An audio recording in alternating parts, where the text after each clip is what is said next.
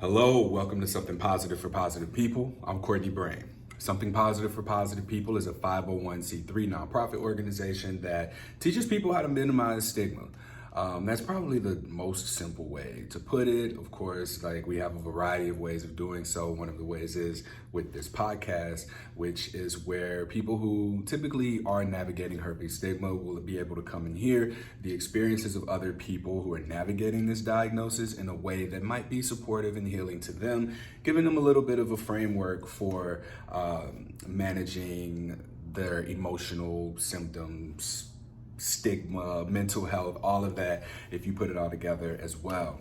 I am settled in. I'm in my apartment now. If you're watching this on video, you'll see that there's just this off-white wall behind me. It's because I'm putting the space together. I want it to feel like home. I want for it to be consistent. I got this new chair. You know, y'all see that gray has been my color for the most part, but I'm lately leaning into this sort of mint green. Like my kitchen is all mint green. My mat's green. It's not mint though. But I'm finally settled in. This episode, I want to just give y'all transparency. It's not going to be anything that's really like herpes focused. I want to just share, here's a life update because now I'm here and I'm able to be present with this and just share what's happening. Over the last 7 years, since 2017, I've been interviewing people who have herpes about their experiences having herpes. And part of me has always felt like maybe I'm perpetuating stigma by giving people an anonymous platform to talk about this. But then on the other end, it's like if they didn't have this, how would they share their stories? How would we hear people's stories if there weren't a platform like this that existed for people to share vulnerably the experiences that they're having, the good, the bad, the ugly, the shameful, the shameless experiences, if something positive for positive people didn't exist. And when I was first diagnosed in 2013, I remember finding that relief after I learned that there was somebody else who was living with herpes who I knew. And that to me was so much more important than anything else. It was more important to me than being quiet about it or keeping it to myself or keeping other people from finding out. And since then, I never looked back. And so I know that these platforms sort of exist on, you can tell I moved to the East Coast. So I apologize for that. That's gonna come in passing. Okay, great. But what I have learned is just that over time, community support in that sense has been so useful, but it can also be very unuseful, right? So on one hand, we have the support groups where you come in, you ask your questions, you're directed to resources, you get the information that you need, and you feel that sort of lightness after sharing your experience and having it reflected back to you in a way that feels validating to your identity. On the other hand of that, you have sort of this trauma bonding and even competitiveness in it where people are one-upping your negative experiences. Well, oh yeah, you got herpes. Well, at least you didn't ... right?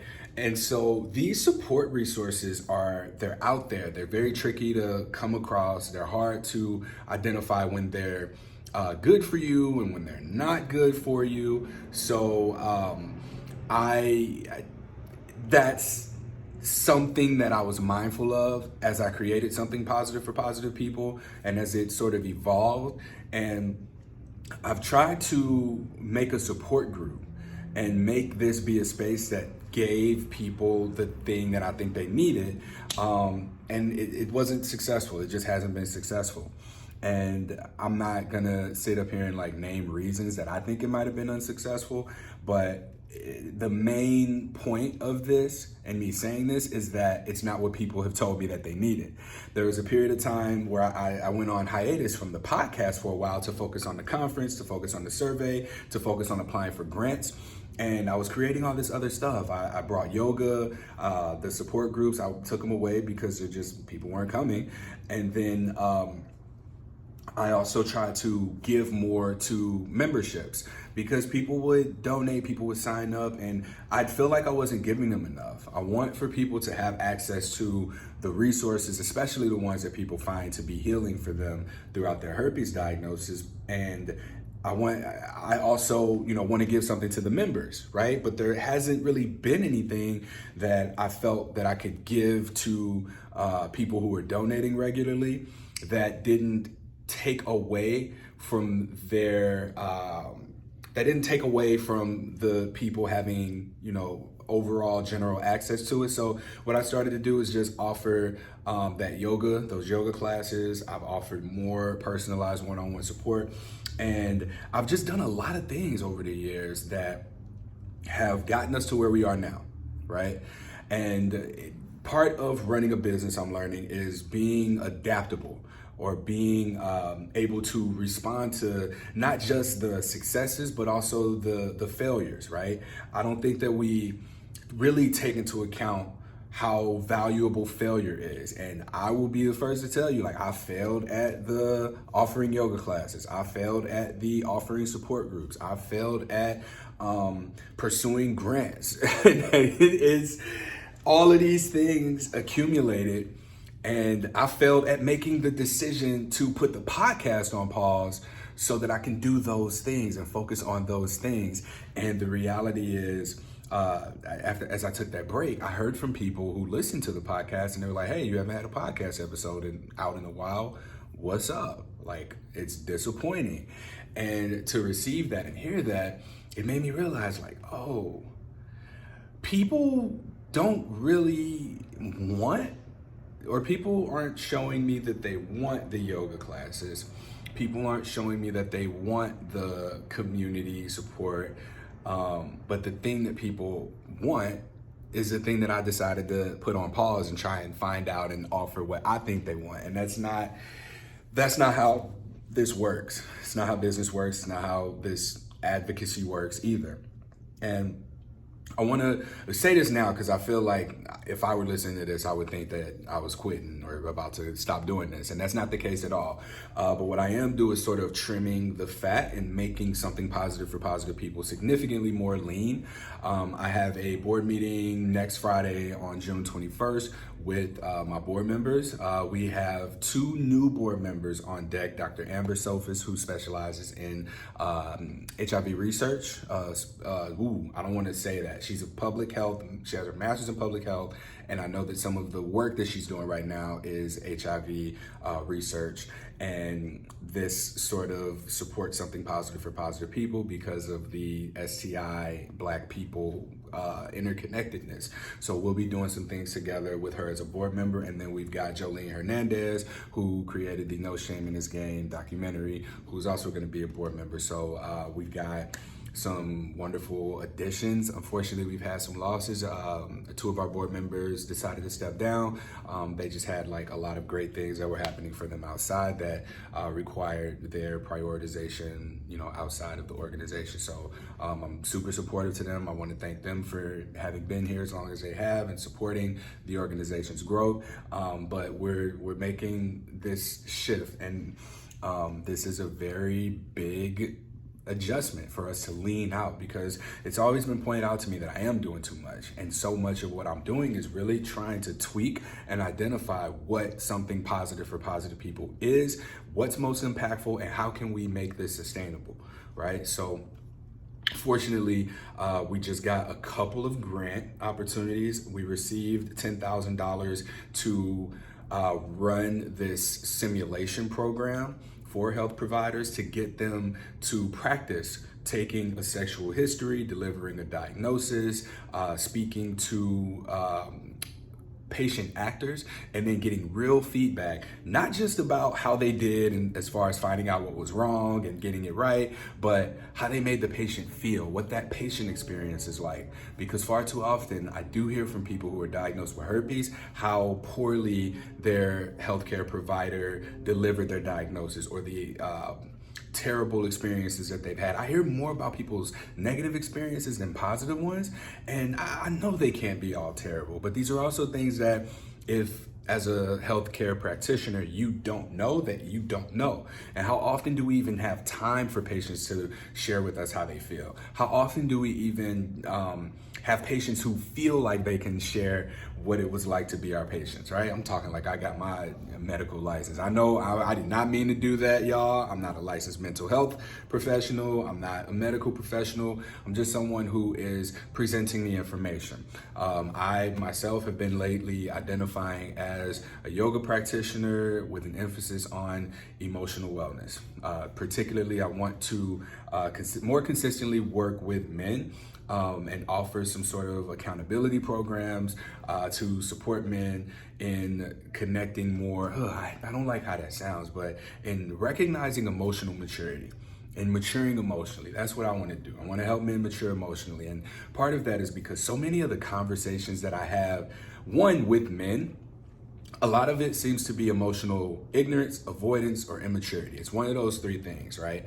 And when I talk to women about their relationships that might have led to their diagnosis, or relationships that they're getting into, or talking about their sexual health status, it comes down to the men that they date being either emotionally ignorant, avoidant, or immature. So I want to address those three things. I want to address the emotional ignorance, immaturity, and avoidance.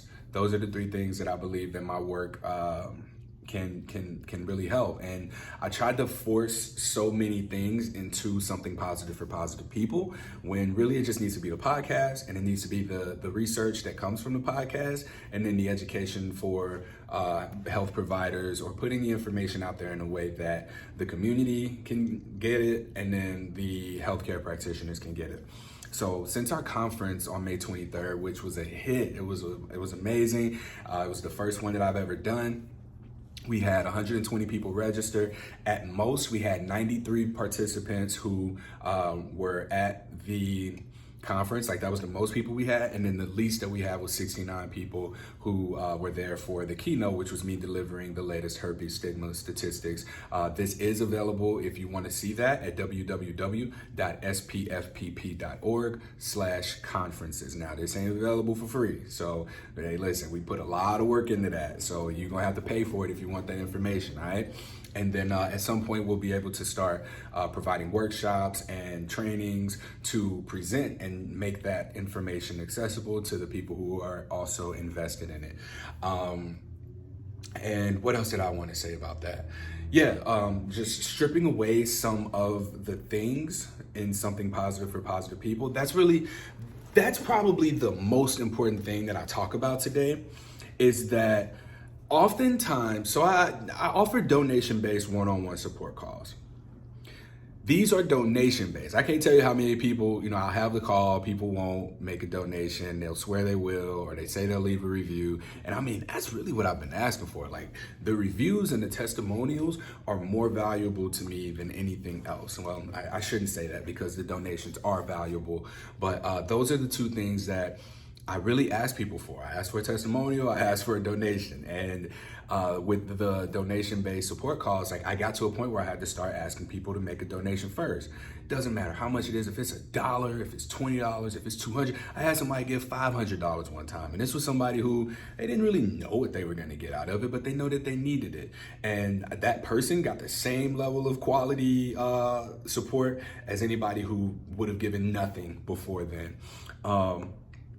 And that's just how I carry myself. That's how I try and show up, is to offer people the best damn support call that they'll be able to get from somebody, especially when they're so willing to take that time and make that big step of investing in their emotional wellness, because that's what this is. I say sexual health is mental health, but also there's this huge emotional component that overlaps with it that I don't believe people have the tools and the resources and know-how to really dive into. We get a herpes diagnosis and it's like, oh my God, I have these bumps, nobody's gonna wanna be with me, physical symptoms, physical symptoms, physical symptoms. How do I keep myself from giving this to somebody? And we even go from the physical symptoms to starting to worry more about how this is gonna impact other people than we do ourselves, or look at what happened to us around the diagnosis, what's happening to us internally when it comes to this diagnosis. When we even think about this, when we get activated, when we get triggered, when we get imbalanced, right,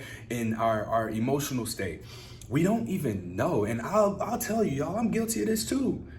For the last 7 years, my prioritization has been on y'all navigating y'all's herpes diagnosis. For the last 7 years. And even before that, I was diagnosed in 2013. So it's been 11 years now that I've had herpes. And it took until I got into therapy before we even started looking at my relationship with it. But I get into this space of herpes education advocacy. I'm not a herpes advocate. I'm not advocating for people to get herpes. I am a herpes education advocate if you're going to go down that road. I want people to be more informed about herpes stigma than anything else because of the psychological and emotional harm that happens and the behavior change that happens when a person does get this diagnosis, because that's real and it's something that just isn't spoken on. We don't have anything about this. We don't have any of the resources. We don't have the tools to support people who are navigating this diagnosis. We just don't. And so in these donation-based calls, what happens is it goes from someone asking, how do I tell somebody I have herpes, right? Because that's like one of the number one questions I get. How do I disclose? And it's not something that's as simple as me saying, here's what you say. No, it's not.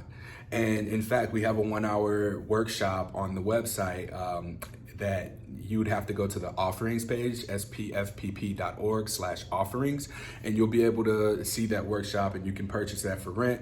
And we go through that, as detailed as possible. But ultimately, I need to know who you are. I need to know what works for you. And so much of these calls is me like learning about you as a person and getting to know you and what you want and what your circumstances are. And it goes to being like, the more we talk, you come in and you're like, herpes, right? And then we get from like that being 5% of the conversation to it becoming more about who you are. What do you want? And it turns into sort of this coaching call, if you will, or therapy. A lot of people say that I've done more for them than their therapist that they've been working with for however long. I've heard my therapist hasn't even asked me that question several times, more times than I can count at this point. And some of these topics are very heavy.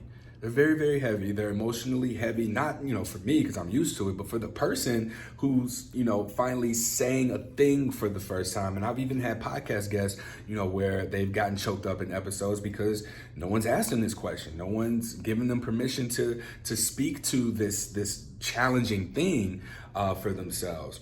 And so that being something way more than what's expected when people come here for these donation-based calls, I have to look out for both you as well as myself by limiting the time that we have available, right? So I think that 30 minutes for our donation-based one-on-one calls for herpes support, they stay there. It's donation-based. We will talk about what you want to talk about in regards to that.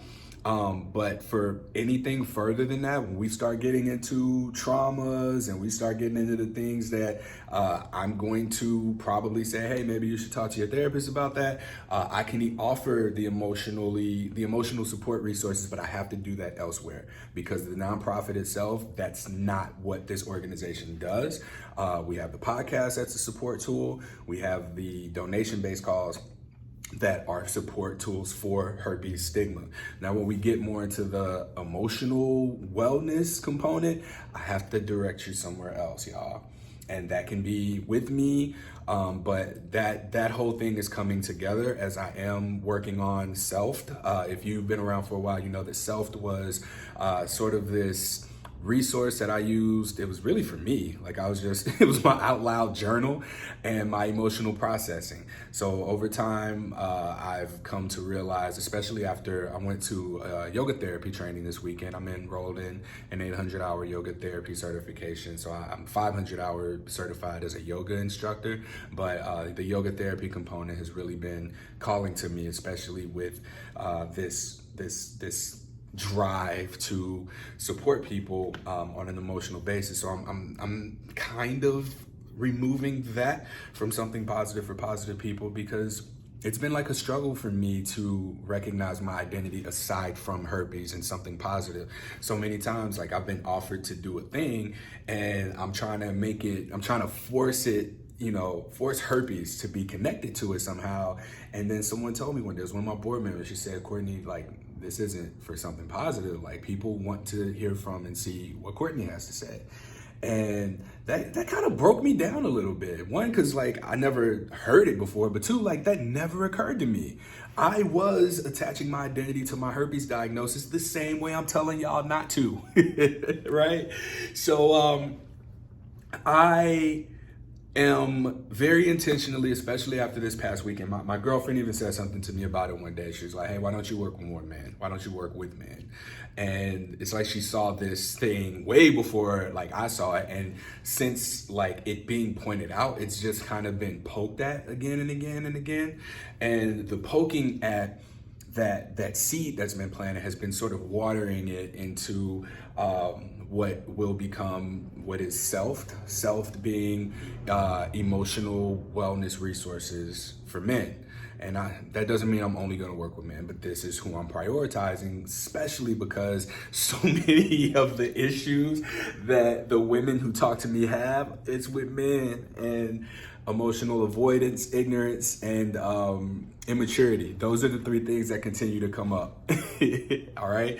And June is also, it's Pride Month as well as Men's Mental Health Awareness Month. So I'm putting together June 30th from 11 a.m. to 5 p.m. Eastern Time, a men's wellness symposium. Right now, I have 4 presenters. I'm wanting one more that's going to cover another topic, but we've got Brick City Buddha, he's on Instagram, Brick City Buddha. He's going to be talking about men's emotional wellness as well as relationships. We've got Teddy the comedian, who's a mental health advocate. He's going to be speaking about some of his own personal experiences and struggles with mental health. We've also got Cam Frazier, who's a sex educator who prioritizes content around men's pleasure. And we've got Jeremy Hurt, who hosted the Let's Talk Bruh podcast, which is a podcast on Black masculinity. So we've got these 4 men who are going to be, I'm going to be facilitating conversations with, and this is sort of the launchpad platform for the new version of Selfed that's in the works right now. So you can follow the Instagram page, Get Selfed. It's GETSELFED. And as we start to get some of the branding materials in, that's where I'll be posting my emotional wellness resources for men on that page. And then I'll be utilizing I'm a yoga therapist in training, so I'll be utilizing a lot of that to support men too. But this symposium, it's virtual. Right now, early bird tickets are on sale for $35. You can go to spfpp.org/events, and then you will see it there. You can register for it. We're looking for sponsors. If anybody knows someone who supports these types of programs, we're going to donate 20% of the ticket sales to 2 organizations right now. One is going to be for a mentorship program for young men, and then another one's going to be a sexuality education nonprofit organization as well, to honor these 2 aspects: Men's Mental Health Awareness Month and Pride Month with this event. So I'm really looking forward to facilitating these conversations. You should attend if you are, someone who is identified as or has been told that you're emotionally avoidant, emotionally immature, or emotionally ignorant. I also want to point out that this is an intentional space. We will be prioritizing the voices of and experiences of men. If you register and you have a topic that you would like to see addressed in this symposium, please fill in the registration form that will come with your ticket purchase. So you'll go to buy the ticket, you'll have a little bit of a survey, and then you can write your question in. But I'm only going to be prioritizing the voices of men at this symposium.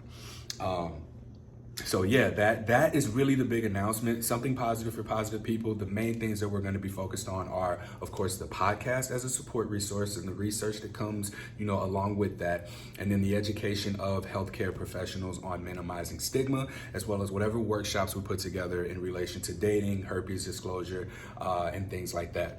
And then I'm I'm removing the yoga into its own thing. I mean, we can offer like yoga for herpes. That's going to stay there. The Letting Go series for yoga classes, that's going to be available for members. And if you are a member, you get access to be able to connect with me for your questions in relation to navigating herpes stigma as well. So you can visit the membership tab in order to sign up for that. But Selfed is going to be where a lot of the additional resources will be. So if you want something like coaching calls, if you want the yoga, I'm going to be utilizing my yoga practitioner training and skills to facilitate support involved with emotional wellness. All right.